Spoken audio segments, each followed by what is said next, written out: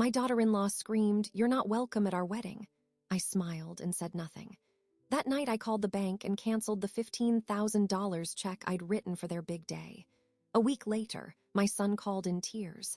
"Mom, the venue is threatening to cancel everything." I just said good luck and hung up. What happened next made them both beg on their knees. Subscribe to the channel. Leave your like and comment from which part of the world you are watching. Get comfortable and relax. Let's begin.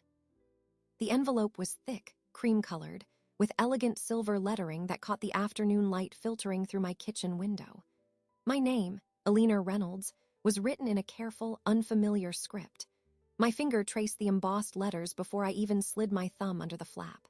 A coldness settled in my stomach, a quiet dread that had nothing to do with the paper in my hands and everything to do with the silence that had preceded its arrival. Marcus had not called in 2 weeks. My son, who usually phoned every Sunday, had been busy with final wedding plans, Chloe had said when I'd called her. I opened the card. The invitation was beautiful, expensive. It listed the date, the time, the upscale venue downtown. My eyes scanned the text once, then again, slower. I read every word. Then I placed it flat on the table, aligning it perfectly with the edge. The request for the honor of my presence was standard. The pleasure of my company was requested. But there was no handwritten note, no addendum from my son. Just a formal piece of cardstock, a directive for a day that was, by all accounts, the most important of his life. 3 days later, I found myself sitting across from them in a restaurant that was too loud and too bright. The tables were too close together, the chairs unforgiving metal. Chloe had chosen it, calling it the perfect spot for a final planning lunch. She looked polished, her blonde hair smooth, her nails a flawless pale pink. Marcus sat beside her, not meeting my eyes, his focus on the menu. "The final head count is due tomorrow," Chloe said, her voice bright and efficient. "We're so down to the wire, it's insane." "I can imagine," I said. "It sounds like a large event." "Intimate but curated," she corrected, taking a sip of her sparkling water. "Every single detail has to be just right. The aesthetic is very specific, modern minimalist." I nodded. I had seen the inspiration boards, all cool grays and stark whites, no color. "That's why," Chloe continued, placing her glass down with a deliberate click, "we've had to make some really tough decisions about the guest list." Marcus shifted in his seat. I kept my hands in my lap, folded. "It's adults only, of course," she said. "And we've had to be so strict. It's not a reflection on anyone personally. It's about the overall vibe." "I understand," I said, though I did not. Chloe reached over and placed her hand on top of Marcus. He finally looked up, his gaze landing somewhere near my shoulder. "Marcus and I have talked about this a lot. We're in total agreement. Having parents there, it changes the energy. It makes things awkward. People can't truly let loose." The noise of the restaurant seemed to recede. I heard the words clearly. Parents asterisk. She meant me. Marcus's father had been gone for 15 years. "So," Chloe said, leaning forward slightly, her expression one of practiced sympathy, "we've decided it's best if you aren't there on the day. You're not welcome at our wedding." The sentence hung in the air between us, clean and brutal. I looked at my son. His jaw was tight, his eyes fixed on that point near my shoulder. He said nothing. He did not contradict her. He did not reach for me. He simply let the words settle. I felt a crack then, deep inside, a fissure opening in a foundation I had believed was solid rock. All those years of solitary sacrifice, of double shifts at the library so he could have the right shoes, of sitting alone in auditoriums for school plays, of holding his hand through every heartbreak and triumph. I had built my life around being his mother, and now, in this cold, bright place, I was being formally decommissioned, for the sake of a vibe. My face did not change. I had learned long ago how to maintain a calm exterior when the world was falling apart inside. I gave a small, tight smile. It was not a friendly smile. It was the smile of a woman receiving information. "I see," I said, my voice even. "That is certainly a decision." Chloe blinked, perhaps expecting tears or outrage. My calm disarmed her script. "It's not personal, Ellie. It's about the day. It's about us." "Of course," I said. I picked up my purse from the empty chair beside me. The leather was smooth under my fingers. "Thank you for telling me, and for lunch." "You're leaving?" Marcus asked, his voice strained. It was the first thing he'd said directly to me. "There doesn't seem to be much else to discuss," I said. I stood up. "I wish you both the very best with your curated, adult-only day." I walked out of the restaurant. The sunlight outside was harsh. I drove home with careful precision, obeying every speed limit, using my turn signal with exactitude. The familiar streets blurred at the edges of my vision. I parked in my driveway and walked into my quiet, memory-filled house. I did not cry. I went to the kitchen and filled the kettle. I made a cup of tea I did not drink. I sat at the same table where the invitation still lay. I thought of the check. The $15,000 check I had written 2 months prior, a gift from my savings. It was to be their wedding present, a down payment on their future. It represented years of careful budgeting, of modest living, of thinking always of him first. It was in a drawer in my desk, already signed.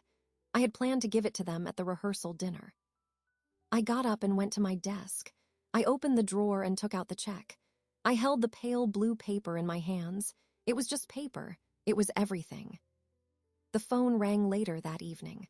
The caller ID showed Marcus's name. I watched it ring until it went to voicemail. He did not leave a message.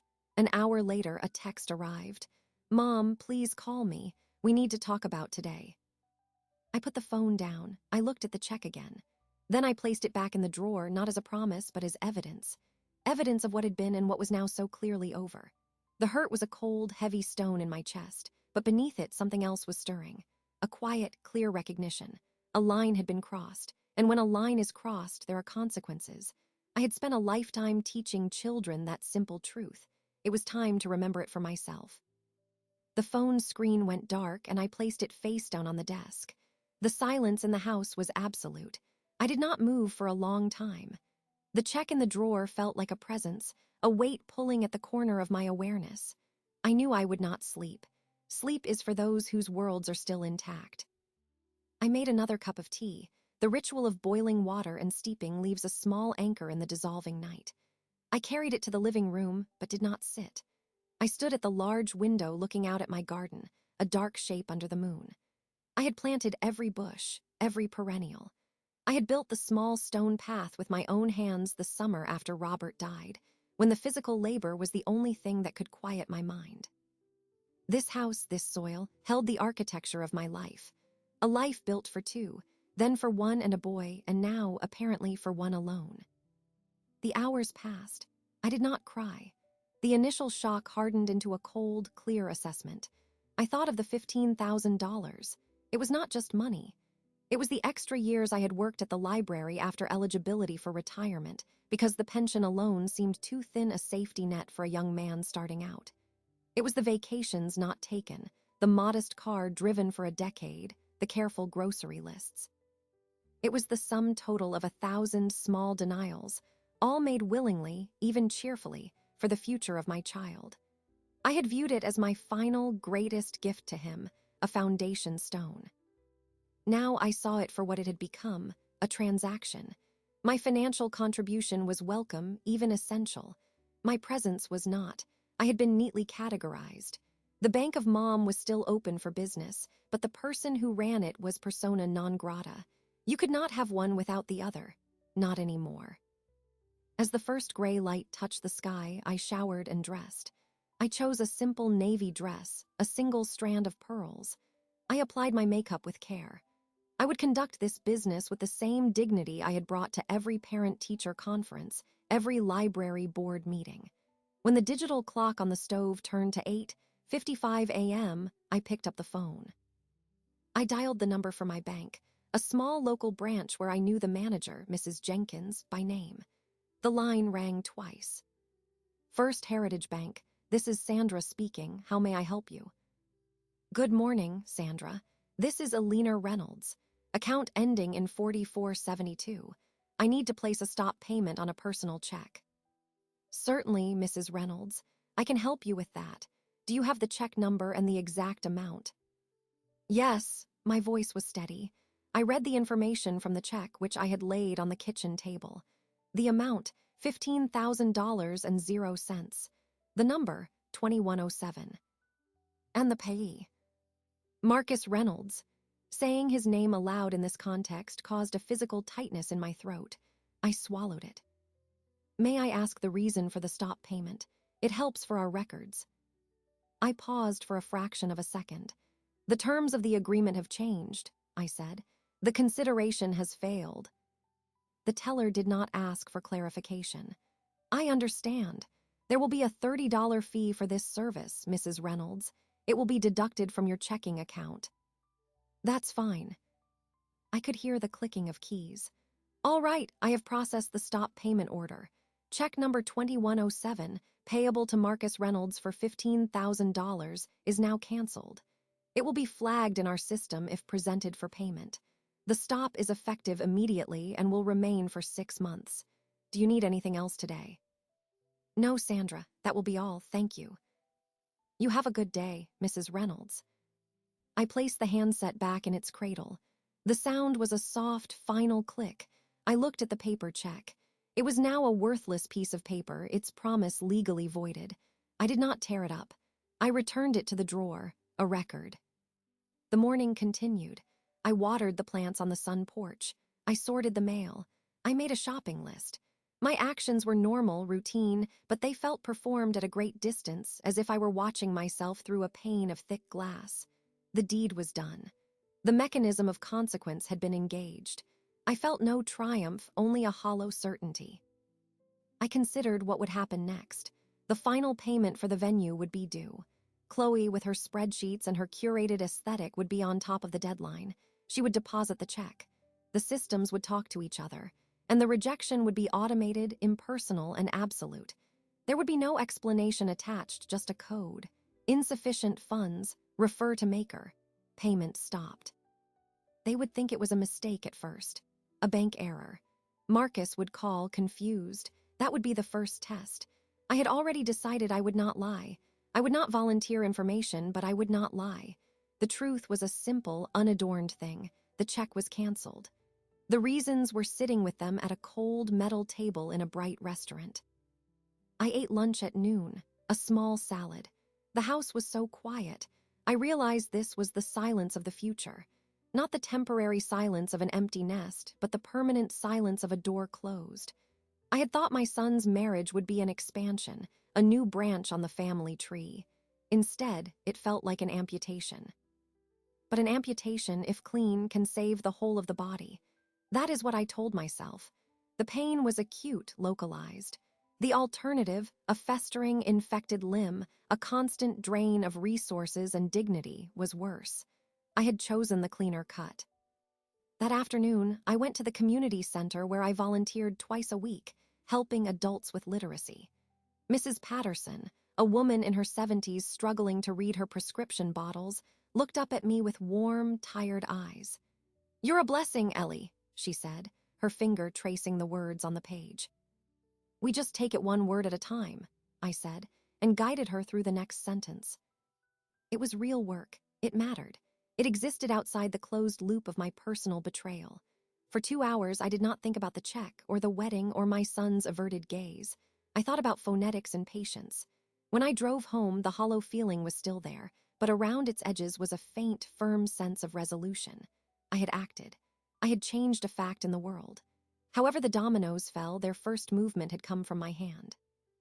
There was power in that, a bitter and solitary power.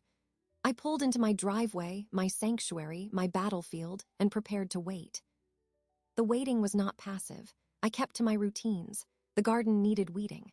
The community center schedule was posted on my refrigerator. I went to the grocery store on Tuesday, as I always did.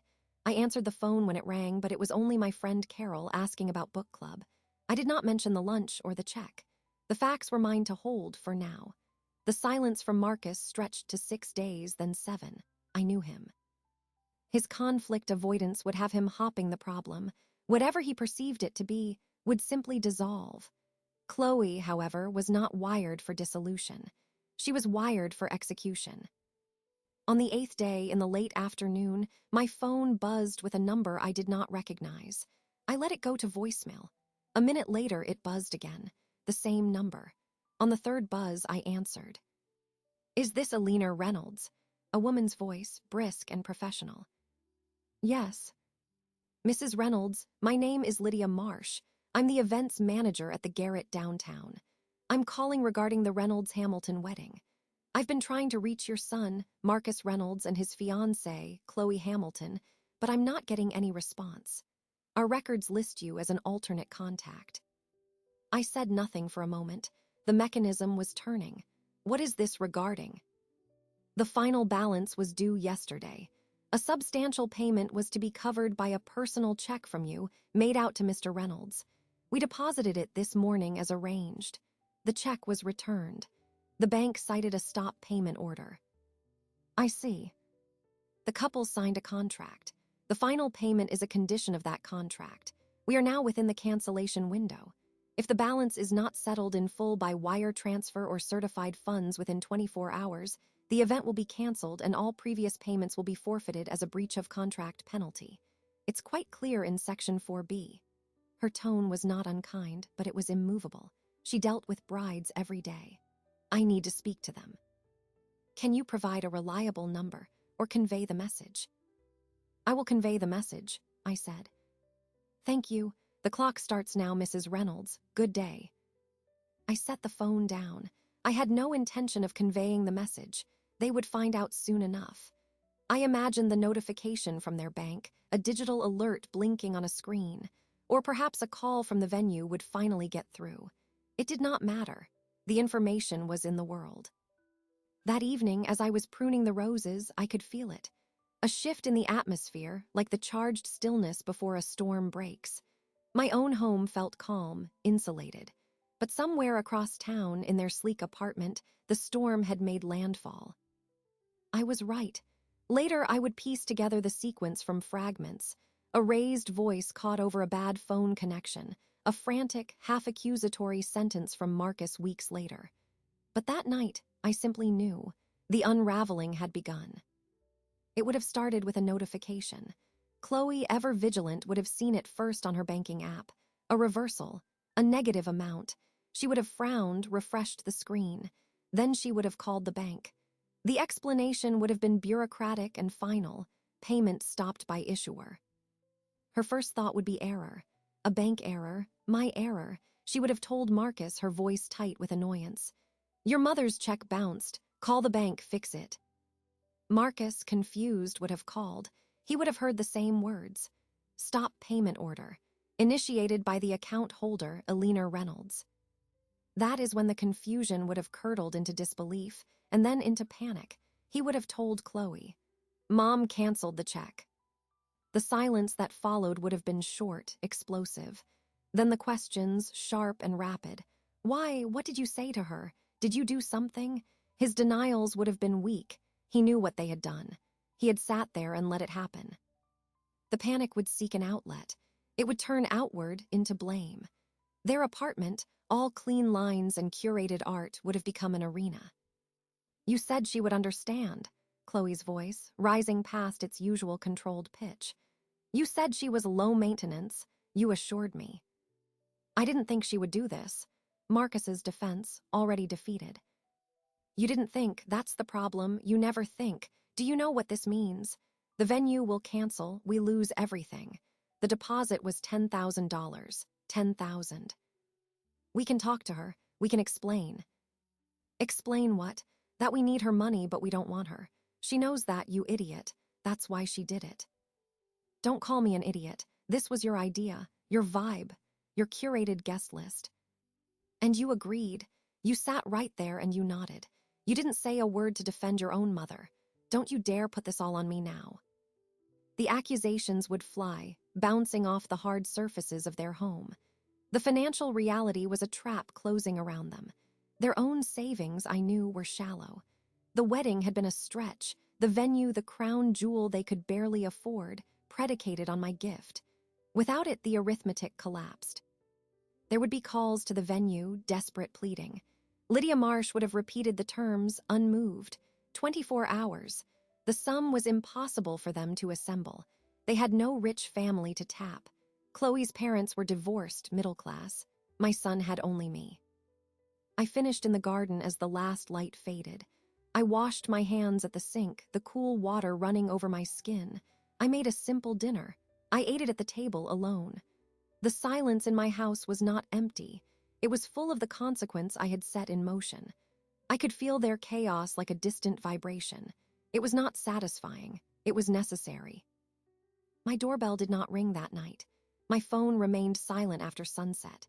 They were still in the phase of blaming each other, of frantic, useless strategizing. The reality had not yet forced them to look in the only direction where a solution might lie, back toward the source, toward me. That would come later after the anger burned down to cold fear. I went to bed early. I slept through the night, a deep and dreamless sleep. The deed was done. The consequences were theirs to manage. For the first time in decades, my son's crisis was not my own to solve. The morning after my deep sleep was clear and bright.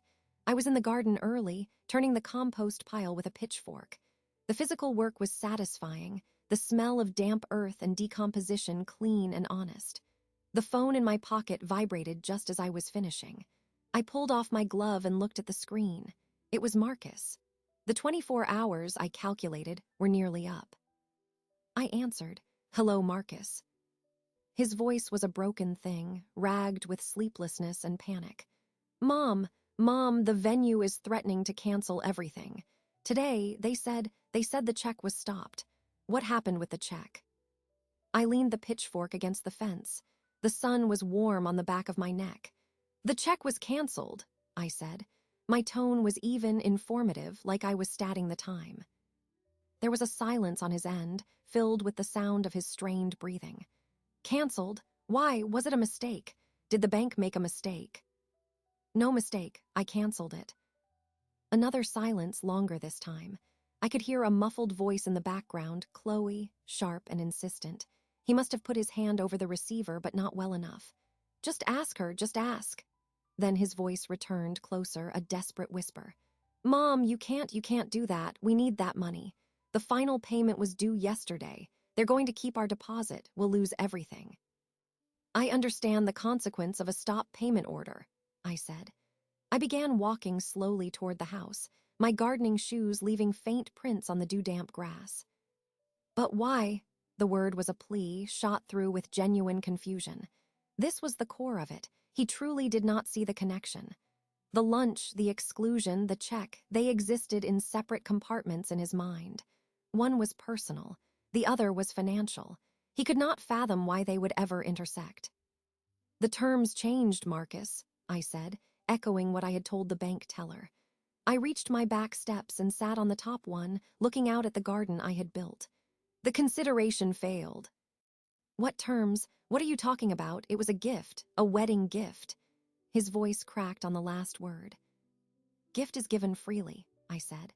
"It is not an entitlement. It carries with it, if not explicit conditions, then at least a basic expectation of mutual respect." I kept my words precise. I would not scream or accuse. I would explain, as if to a student who had missed a fundamental lesson. "You and Chloe informed me that my presence at your wedding would be detrimental to your desired atmosphere. You revoked my invitation. You made it clear I was not welcome. That was your decision." "This," I said calmly, "is mine." The line was so quiet I thought he might have hung up. Then I heard a choked sound, a sob he tried to swallow. "Mom, we didn't mean it like that. Chloe was just, it's a modern wedding. It's just different. You're taking it the wrong way." I took it the way it was delivered, in a public restaurant, without apology. I felt a distant pang, hearing him cry. It was the sound of my little boy, lost.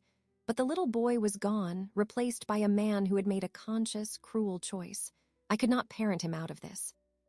"You have to fix this," he said, the plea hardening into a demand. The shift was subtle, but I heard it. The expectation. The bank was always supposed to open for him. "You have to call the bank and release the funds, today, now, or our wedding is ruined." I closed my eyes for a second against the morning sun. The finality of what I was about to say settled within me, cold and solid. "No, Marcus, I don't have to do anything." "Mom, please, I'm begging you." The tears were flowing freely now, his words wet and messy. "I'm sorry, okay? I'm sorry about the lunch. Is that what you want? I'm sorry. Now please just help us." an apology born of financial necessity, not remorse. It was worth less than the paper the canceled check was printed on. "Your apology is noted," I said. "But it doesn't change the facts. You made a choice. I made mine. You will have to find another way." "There is no other way," he shouted, the desperation turning to anger. "Do you get that? We can't get $10,000 in one day. You're being petty. You're trying to punish us for having the wedding we want." The accusation hung in the air. I let it sit. When I spoke, my voice was quieter, lower. It was the voice I used when I was most serious. "This is not about punishment. This is about accountability. You are an adult. Chloe is an adult. You made an adult decision regarding your guest list. Now you face the adult financial realities of your wedding plans, without my subsidy." I took a slow breath. "I wish you the best of luck in resolving it." "Mom, wait." "Goodbye, Marcus." I ended the call. My hand was steady. I placed the phone on the wooden step beside me and watched a bee hover over a cluster of lavender. The sun climbed higher, burning off the dew. The garden was alive, busy, indifferent to human drama. Inside the house, the silence returned, but it was different now. The first direct plea had been made and refused. The line had been drawn, and I had held my position on it. I felt a hollow ache where a mother's compassion usually resided, but surrounding it was a firm, unyielding wall of resolve. He had called me petty. Perhaps, from his perspective, it seemed that way. From mine, it was the first act of self-preservation I had undertaken in 30 years where he was the threat. I did not wonder if I had been too harsh. Harsh was being told you are not welcome at your only child's wedding. My response was merely proportional. I stood up, brushed off my pants, and went inside to wash my hands. The water was cool. I made breakfast. I ate it. The world did not end. The garden continued to grow. And across town, my son's carefully constructed world was falling apart, one unpaid invoice at a time. My part was done. The rest was up to them. The silence after Marcus's call was not absolute for long. The world, particularly our world, is a small and interconnected place. The news of a wedding postponement, especially one so close to the date, travels not with a shout, but with a whisper. It moves through phone lines and over grocery store aisles in the quiet moments after church service. My phone began to ring with numbers I recognized. Not Marcus, not Chloe, my friends, my community. The first was Lorraine from the library board. "Ellie, honey," she said, her voice warm with concern. "I just ran into Janice Henderson, and she mentioned she heard from her daughter, who's a friend of the caterer you'd booked, that there might be some changes with Marcus's wedding. Is everything all right?" I was sorting laundry in the hallway. I tucked the phone between my ear and shoulder. "There have been some complications, Lorraine. The plans are uncertain at the moment." "Complications," she repeated the word, letting it sit. "You know, my niece had a venue cancel on her last minute. Nightmare. These places can be so ruthless. Is there anything we can do?" "That's kind of you, but it's for the couple to work out," I said, my tone polite and closed. "How is your garden doing? Did those new rose bushes take?" The conversation pivoted, but the message was sent and received. My graceful vagueness was more telling than any outburst. By not denying, by not explaining, I confirmed the rumor without providing ammunition. I maintained my dignity, and in doing so, cast a long shadow. The next day, it was Cynthia from my volunteer group. "Ellie, we missed you at coffee. Listen, I don't mean to pry, but Cheryl said she saw Chloe at that fancy boutique downtown yesterday, and she looked, well, stressed. And she mentioned something about the wedding maybe being pushed back. We're all thinking of you." "Thank you, Cynthia," I said. I was wiping down my kitchen counters. "It's a difficult time. I appreciate your thoughts." "Of course, sweetheart. You know we're here. A mother's heart, it's a special kind of ache." She didn't press further.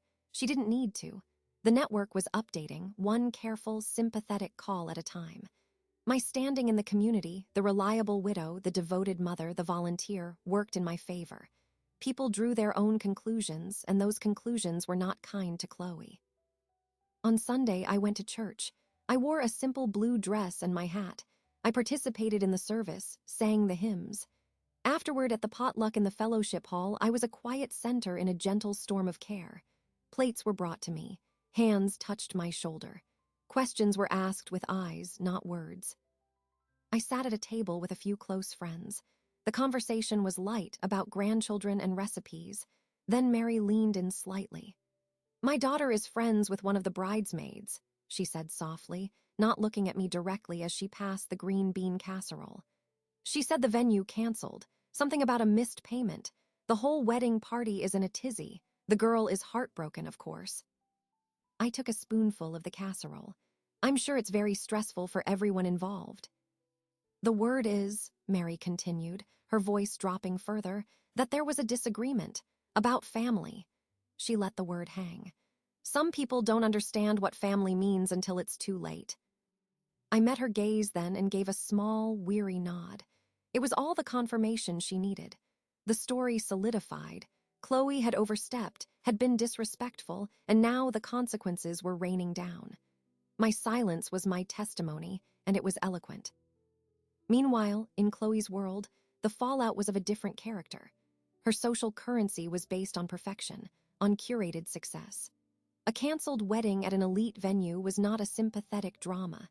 It was a crack in the facade. I heard about this indirectly as well. Janice Henderson's daughter reported that the bridesmaids were frustrated, having spent money on dresses and travel for a wedding that now might not happen. Questions were being asked that Chloe couldn't answer without revealing the financial disaster or blaming her future mother-in-law, neither of which fit her aesthetic. Cynthia's friend had seen Chloe at a cafe, sitting alone, staring at her phone. She looked, the friend said, like she'd been crying but trying to hide it. The image gave me no pleasure. It was a clinical observation.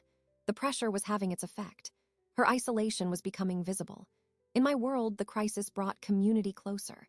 In hers, it pushed people away, revealing connections that were transactional, built on the glamour of the event itself.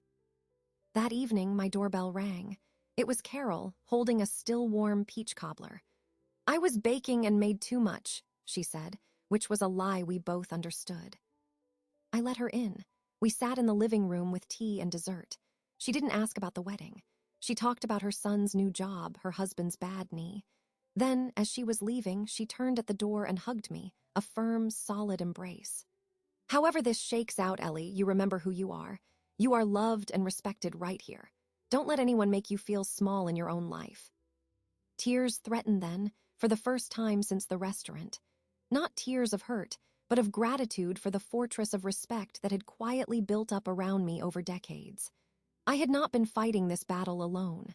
I had an army of witnesses. "Thank you, Carol," I said, my voice thick. She patted my cheek.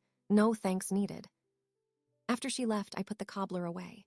The house was quiet again, but the silence was different. It was no longer the silence of exile. It was the silence of a position held, of a line defended, with allies at my back. The whispers in my community had coalesced into a form of collective judgment, and the verdict was clear. Chloe's social capital was draining away, while mine, built on a lifetime of integrity, held firm. The battle was not just financial or emotional, it was social. And on that front, without saying a word, I was winning. 2 days after the church potluck, the phone rang with the same unfamiliar number. The event's manager, Lydia Marsh. Her voice was even more brisk than before, stripped of any residual courtesy. "Mrs. Reynolds, I am calling as a final courtesy. The contract for the Reynolds-Hamilton event has been voided due to non-payment. All prior deposits have been forfeited. The date has been released to another client." "I understand," I said. I was organizing my spice cabinet, placing each bottle in alphabetical order. "However," she continued, and I could hear the faint sound of papers shuffling, "the couple has been in constant contact, pleading for an extension. They claim a family issue is preventing the transfer. The owner has agreed, against my recommendation, to one final 48-hour window. If the full balance is wired by 5 p.m. Thursday, the contract will be reinstated. This is absolutely the last chance. I have informed them. I suggest, if you are involved in any way, you inform them as well. My next call to them will be a final cancellation notice." "Thank you for the information," I said. She hung up. I slid the jar of cumin back into place between curry and dill. The timeline was now concrete, 48 hours. It was not enough time for them to secure a loan, not with their credit. It was not enough time to rally other family. The only source that could resolve this in that time frame was the source they had insulted. They would know that. The pressure would now shift from frantic panic to a desperate, focused campaign. The target was me. I expected the call to come that evening. It came the next morning, just after 9. Chloe's name appeared on the caller ID. I let it ring 3 times before answering. I wanted her to feel the weight. "Ellie," her voice was different. The bright, artificial pitch was gone, replaced by a strained, lower tone. It was meant to sound sincere, weary. "Chloe." "Ellie, I'm calling because we need to talk. Really talk." She paused, as if gathering herself. "This situation with the wedding, it's gotten so out of hand. There have been so many misunderstandings." I said nothing. I stood in my living room, looking at my reflection in the dark television screen. My posture was straight, my face calm. "Marcus told me about your conversation," she continued. "And I want you to know from the bottom of my heart how sorry I am. That lunch, it came out all wrong. I have so much respect for you. The thought that we made you feel unwelcome, it's been eating at me." The words were smooth, practiced. I could almost see her, sitting in their apartment, a script of conciliatory phrases written on her phone or a notepad. She was ticking boxes: acknowledge hurt, express regret, claim misunderstanding. "I was stressed," she went on. "Wedding planning is so intense. I think I just got caught up in this idea of perfection and I lost sight of what's really important, which is family. You are Marcus's mother. Of course you should be at our wedding. It wouldn't be right without you." There it was, the concession, dangling like bait. "You can come now." The unspoken second half of the sentence hung in the air. "So please give us the money." "I hear what you're saying, Chloe," I said, my voice neutral. "Do you?" she asked, a hint of that old frustration bleeding through before she smoothed it over. "I mean, I hope you do, because we really are sorry, truly, and we want to make this right. We want you there, Ellie, we do." "You want me at the wedding," I repeated. "Yes, absolutely, we both do." "And the vibe, the curated guest list, the potential for awkwardness?" I asked, not with sarcasm, but with genuine inquiry, as if seeking clarification on a confusing point. She let out a shaky laugh, a sound meant to convey regretful embarrassment. "That was just silly talk. Nerves, you know how it is. Please, don't hold on to that. We were wrong." I waited. She waited. The silence stretched, forcing her to continue. "The venue, they've given us one last chance, 48 hours, but we need that final payment, your gift. It would solve everything. We could put this all behind us. We could have the beautiful day we've always dreamed of with you as our honored guest." Her voice softened into a plea. "Can you help us, Ellie, please? For Marcus." It was a performance, a good one, but a performance nonetheless. The apology was a means to an end. The remorse was for the financial consequence, not the original act. I had spent a career listening to children's excuses, learning to distinguish the genuinely contrite from the strategically sorry. This was the latter. "Chloe," I said, my tone still even, "thank you for your apology." A hopeful inhale from her end of the line.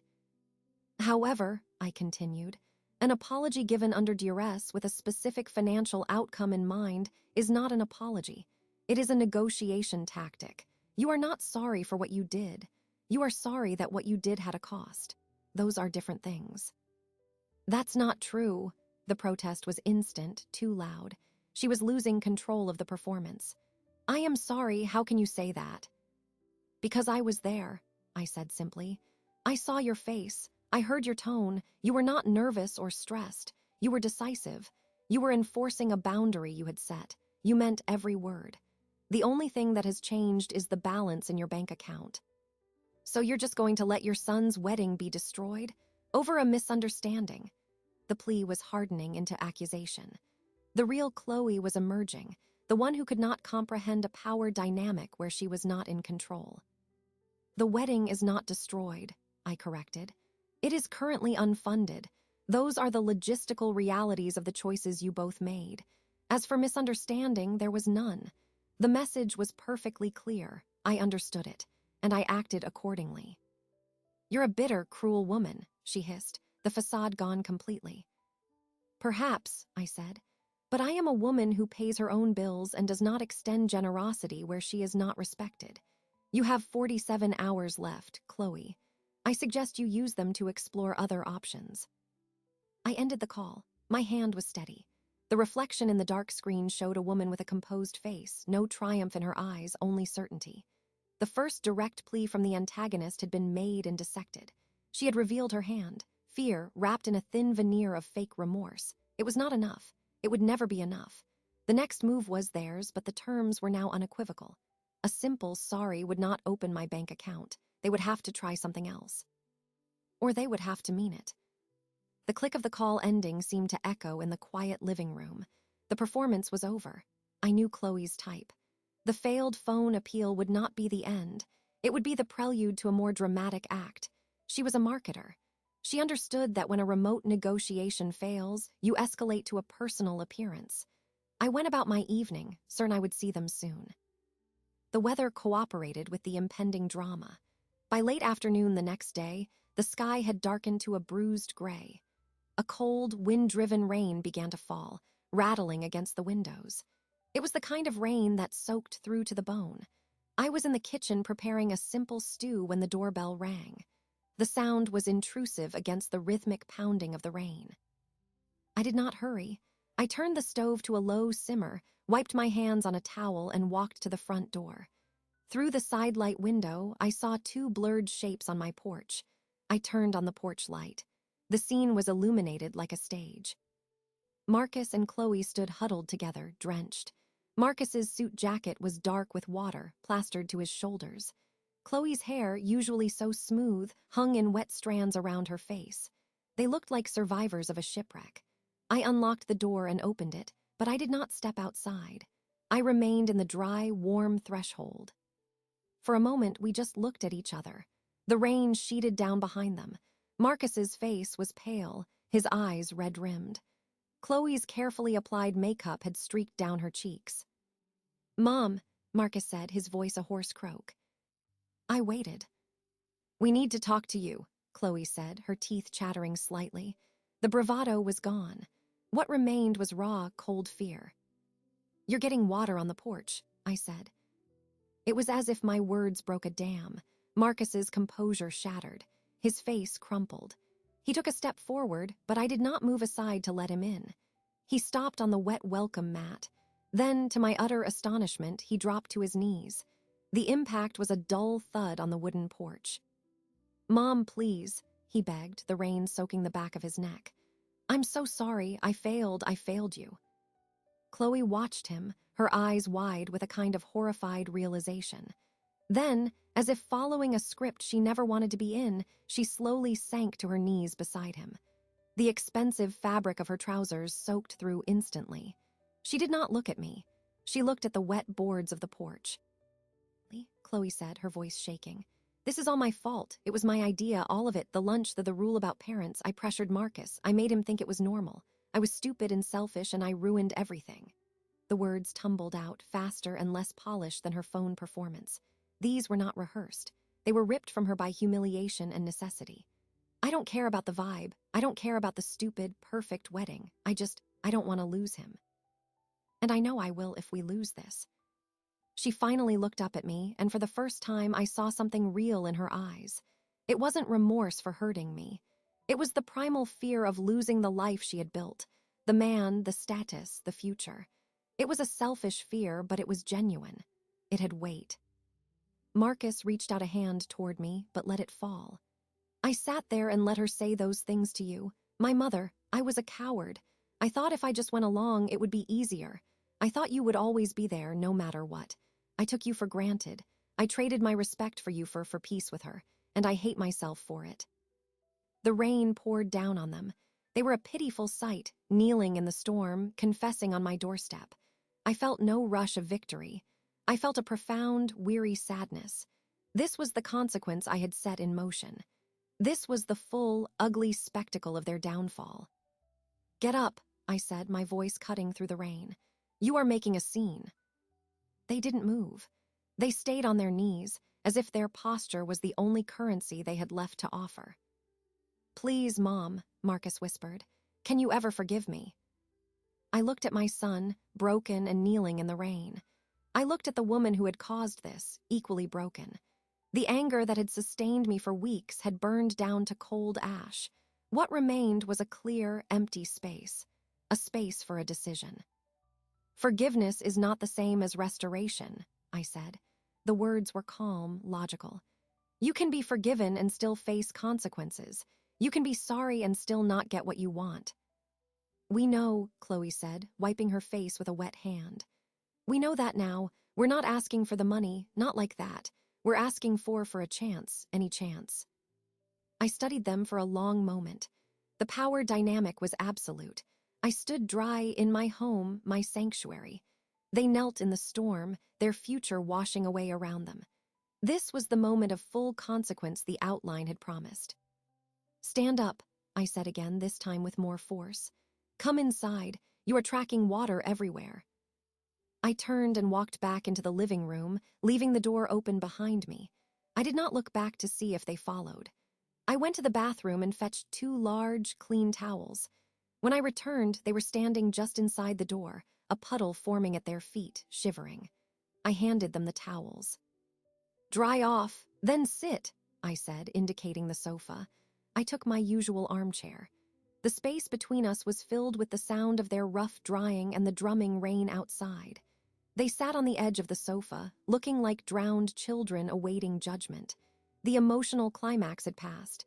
Now came the reckoning. They sat on the edge of my sofa, wrapped in my towels, water still dripping from their clothes onto the floor. I did not offer them tea. This was not a social call. The room was warm, but a chill seemed to emanate from them, the chill of utter defeat. I waited until Marcus met my gaze. His eyes were hollow. You said you wanted a chance, I began, my voice measured. A chance is not a blank check. It is an opportunity to demonstrate change, to earn back what was lost. It requires work. It requires humility. It is not guaranteed. Chloe nodded, a quick jerky motion. Marcus just stared. The wedding at the Garrett is over, I stated. That ship has sailed. Your deposit is gone. That is the financial consequence of your actions, and you will bear it. I will not replace those funds. Chloe flinched but said nothing. Marcus lowered his head. However, I continued, if you are serious about rebuilding, about creating something real instead of something curated, there is a path forward. But it is my path, my terms. They are non-negotiable. I paused, letting the words settle. This was my living room, my domain.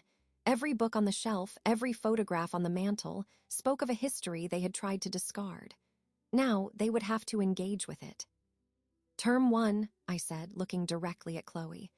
You will offer me a public, sincere apology, not on the phone, not on my porch, in front of both families, your parents, my son, and me. You will state clearly what you did, why it was wrong, and what you have learned. No vague misunderstandings. No blaming stress. You will own it, completely. Her face went pale. The public shame was clearly a terror greater than the financial loss. This was the exact opposite of her prized image control. She opened her mouth, closed it, then gave a tiny nod. Term 2, I said, shifting my gaze to Marcus. For the next month, you will have dinner with me every Sunday, just the 2 of us. Here, you will come and you will be present. We will talk. We will not talk about the wedding or money or Chloe. We will talk about you, about us, about your father, about the man you are becoming. You have taken my presence in your life for granted for years. These dinners are to reestablish a connection with intention. If you miss one without a legitimate, unavoidable reason, the process ends. Marcus's eyes filled again, but he didn't look away. Yes, he whispered. Term 3, I said, looking between them. If, after the month of dinners and after the apology, I am convinced of your genuine remorse and commitment to change, I will contribute to a wedding. Not the wedding you planned, a realistic one. It would be here in my garden. Small, family and real friends only. I will cover the costs for a modest caterer, flowers, and a photographer. You will handle everything else within a budget you can actually afford. The event will be about commitment, not spectacle. Chloe's hands tightened on the towel. I could see the calculations in her eyes, the loss of the grand venue, the professional planner, the Instagram-ready tableau. She was weighing her pride against her desperation. Why would you do that? Marcus asked, his voice thick. After everything, why would you help at all? Because I am your mother, I said simply. And despite everything, I want you to be happy. But I will not fund your disrespect. I will only support a union built on better principles than the ones you've shown me. This, I gestured around the room, is what real life looks like. It's messy, it's humble, and it requires constant care. If you want a marriage, you should start here, not in a fantasy. Silence filled the room, broken only by the steady patter of rain on the roof. What if we say no? Chloe asked, her voice small. Then you say no, I said with a shrug. You leave. You figure out your own solution. You lose $10,000 and whatever fragments of relationship remain. You start your marriage in debt and estrangement. That is your choice. And the check? Marcus asked. The check is void. That money is no longer part of the equation. This offer is separate. It is not a reward. It is a rehabilitative process. I leaned back in my chair. I had laid out the terms. They were clear, structured, and demanding. They required genuine effort and vulnerability. They were, I believed, fair. Marcus looked at Chloe. A silent communication passed between them, stripped of pretense. It was no longer about winning. It was about survival. We need to talk about it, Chloe said, her voice resigned. Of course, I said. You have until tomorrow morning to give me your answer. If it is yes, we will schedule the family meeting for this weekend. If it is no, I wish you well, and you will not contact me again unless it is an emergency. I stood up. The meeting was over. They slowly unwrapped themselves from the towels, placing the damp bundles on the coffee table. They stood, shivering in their wet clothes. Thank you, Marcus said, the words barely audible. I did not respond. I walked them to the door. They stepped back out into the diminishing rain. I closed the door behind them and locked it. I returned to the kitchen, checked the stew, and turned off the stove. The confrontation was over. The ball was in their court. For the first time since this began, I felt a sense of peace. I had moved from being a victim of their choices to the architect of their potential redemption.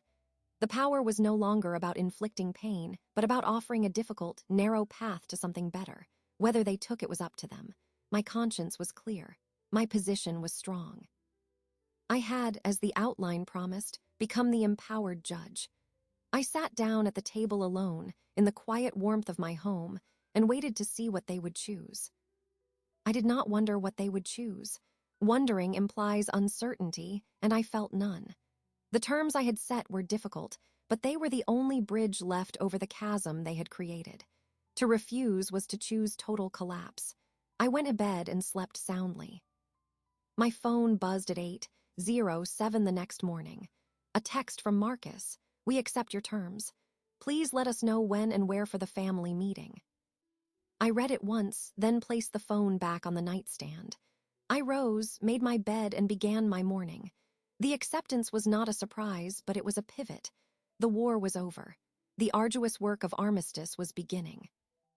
Later, I would learn fragments of what transpired in their apartment after they left my house. Marcus told me some of it during our first Sunday dinner. They had driven home in a silence heavier than the rain. The shock of the terms, the sheer scale of the humiliation and effort required, had left them numb. Once inside their apartment, still in their damp clothes, Chloe had walked to the large window overlooking the city and stood with her back to him. I can't do it, she had said, her voice flat. A public apology, in front of everyone, it's humiliating. And a backyard wedding, it's pathetic. Everyone will know we failed. Marcus, still shivering, had replied with a calm he said he didn't know he possessed. We already failed. This isn't about hiding that. It's about what we do after. She's enjoying this, Chloe had turned, her face fierce. Can't you see that? She's making us jump through hoops for her entertainment. She's punishing us. Yes, Marcus had said, and the admission seemed to startle her. She is, and we deserve it, but it's not just punishment. It's a way out. She didn't have to give us one. She could have just left us in the rain. We could figure something else out, Chloe had insisted, but the fight was draining from her voice. The something else was a phantom. They had exhausted their options. What? A courthouse wedding with no family? Starting our marriage with $10,000 of debt for nothing.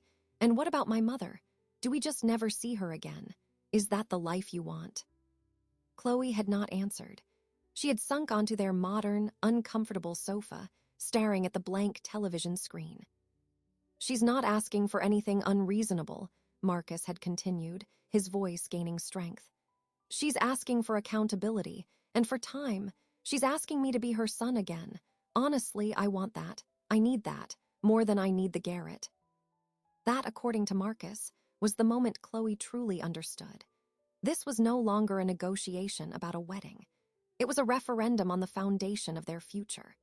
She could marry a man who was estranged from his family, who had failed a basic test of decency, and who was financially hobbled. Or she could marry a man who was trying to make amends, who valued something deeper than image, and who might have a chance at a real family. "I'll look like a fool," Chloe had whispered, not to him, but to the room. "You'll look like someone who can admit a mistake," Marcus had corrected gently. "That's stronger, that's real." There was a long silence. Then Chloe had spoken, her voice so low he almost missed it. "Okay. Okay. Okay, we do it her way." They had spent the rest of the evening in a state of exhausted resignation, discussing practicalities. How to contact their parents. What to say. The sheer relief of having a decision, any decision, had been palpable, even through Marcus's retelling. My response to his text was brief. "Saturday, 2 p.m. my house. Your parents, Chloe's parents, no one else." He replied immediately, "We'll be there." The days between were quiet on the surface. I contacted a local caterer I knew from church events and got a quote for a simple garden party for 30. I spoke to a florist about seasonal blooms. I did not book anything. This was contingent on Saturday. I tended my garden with extra care, seeing it now not just as my sanctuary, but as a potential venue for a truce. I also prepared myself. The apology was Chloe to make, but I had a role to play. I had to listen. I had to receive it without gloating, without interruption. I had to model the grace I was demanding. It would be a test for all of us. Marcus arrived alone for our first Sunday dinner that weekend, the day before the family meeting. He brought a bottle of non-alcoholic sparkling cider, a nervous peace offering. The meal was simple: roasted chicken, potatoes, green beans. The conversation was halting at first, strained by the weight of unsaid things. We did not talk about Chloe or the wedding or money. We talked about his work, a project he was managing. We talked about the book I was reading. We talked about his father, about a camping trip we took when he was 12 where it rained the entire time. We laughed a little. It was fragile, but it was a start. He helped me with the dishes. As he was leaving, he hesitated at the door. "Thank you, Mom," he said. "For dinner, for the chance." "You're welcome, Marcus," I said. "I'll see you tomorrow." He nodded and left. I closed the door and leaned against it. The first step on the path had been taken. It was small. It was awkward, but it was forward. The choice had been made. Now came the harder part, the follow-through. Saturday would reveal whether Chloe, okay, was one of surrender or the beginning of genuine change. Saturday arrived, clear and cool. By 1:45 p.m., my living room contained a quiet, awkward assembly. Marcus sat beside Chloe on the sofa, his posture rigid. Chloe's parents, a divorced couple named Barbara and Steve, occupied 2 separate armchairs, their polite, distant speaking volumes. My presence was a neutral fact. I served coffee and tea, then took my own seat. The air was thick with unasked questions. Chloe was the first to speak. She placed her untouched cup on the table and stood up. She wore a simple dress, no makeup. She looked young and frightened. "Thank you all for coming," she began, her voice unsteady but clear. She did not look at her phone or at notes. She looked at me, then at her parents, then at Marcus. "I asked you here because I owe Alina, Mrs. Reynolds, a profound apology, and you all deserve to know the truth." She took a shaky breath. "When we were planning the wedding, I became obsessed with an image, a perfect, curated image. I decided that certain elements didn't fit that image. One of those elements was the presence of parents, specifically Marcus's mother." Barbara gasped softly. Steve frowned. I convinced myself it was normal, modern. I pressured Marcus into agreeing. We invited Ellie to lunch and told her she was not welcome at her own son's wedding. I said her presence would change the vibe. Chloe repeated the phrase with palpable disgust. It was cruel, it was disrespectful, it was wrong. She turned fully to me now, her eyes glistening. Ellie, I am so sorry. Not because of the money or the wedding falling apart. I am sorry because I was arrogant and unkind. I treated you as an obstacle instead of family. You have shown nothing but grace, and I repaid it with exclusion. You didn't deserve that. No one does. The room was silent. It was a good apology. It was specific, took full responsibility, and separated the act from the consequence. I gave a single, slow nod of acknowledgement. It was all she would get from me in that moment, but it was enough. Marcus stood then. I need to apologize too, he said, his voice stronger than I'd heard it in weeks. To Mom and to all of you, I failed as a son. I let this happen because I was too weak to stand up for what was right. I traded my integrity for a quiet life. I am ashamed of that. I am working to be better. The meeting lasted another 30 minutes, filled with stunned questions from the parents and halting explanations. The raw truth of it was humbling for everyone. When they left, there was a sense of grim resolution. The path was set. The following month passed with a new rhythm. Every Sunday, Marcus came for dinner. The first two were stilted. By the third, he began to relax. We talked about his father's love of bad jokes, about my years at the library, about his childhood fears. We rebuilt, one conversation, one shared memory at a time. He was present. He was trying. Chloe, meanwhile, threw herself into planning the new wedding with a completely different energy. She consulted me on flower choices, asked for my recipes for the caterer to consider. The obsession with perfection was replaced by a focus on meaning. She was humbler, quieter. I observed her closely. The change seemed genuine, forged in the fire of total humiliation. The wedding was set for a Saturday in late October. My garden was at its best, the chrysanthemums and autumn sedum in full bloom. We strung fairy lights in the old oak tree. A local pastor agreed to officiate. The guest list was 30 people, true family and close friends from both sides, and a few of my community center colleagues.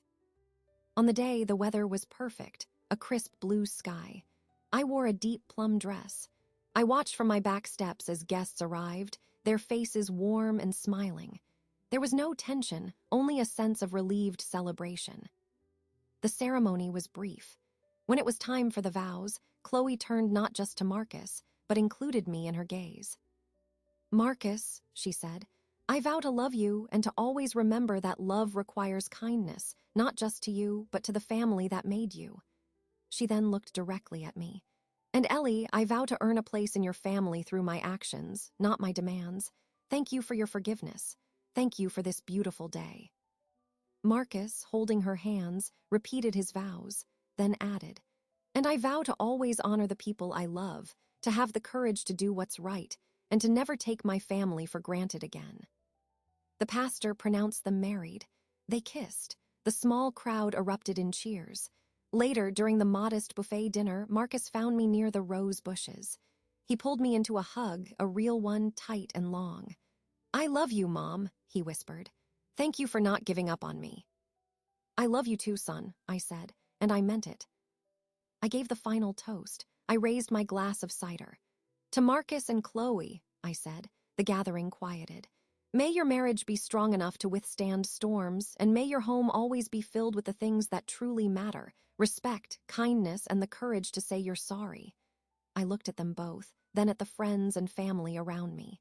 To new beginnings. To new beginnings, they echoed. The party lingered into the soft twilight, the fairy lights twinkling above. I stood by my garden fence, watching. Chloe brought me a slice of cake. It's good, she said with a small, genuine smile. It is, I agreed. I was not the same woman who had received that cream-colored envelope months before. That woman's trust had been broken. My trust was now guarded, a fortified city. But the gates were open by my choice.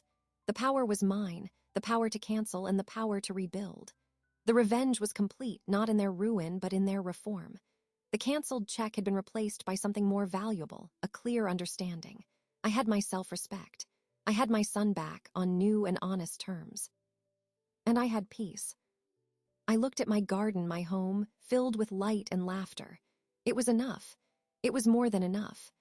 I went inside to fetch more napkins, a small, practical task in the midst of the celebration, my heart finally, fully at rest.